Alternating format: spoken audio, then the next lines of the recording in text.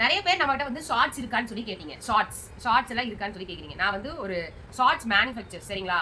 நான் ஷார்ட்ஸு, அதுக்கப்புறம் leggings, nighty, track pant, T-shirt இது எல்லாமே பார்த்தீங்கன்னா நாங்களே ஓனாக மேனுஃபேக்சர் பண்ணி சேல்ஸ் பண்ணுறோம். இது எல்லாமே பார்த்தீங்கன்னா பண்டில்ஸ். இப்போ நான் எங்களோட மேனுஃபேக்சர் யூனிட் நான் சுற்றி வேணாலும் நான் காமிக்கிறேன். இங்கே பாருங்க, shorts S M, L, XL, double XL, 3XL, 4XL, 5XL மட்டும் நாங்கள் சேல்ஸ் பண்ணிட்டு இருக்கோம்.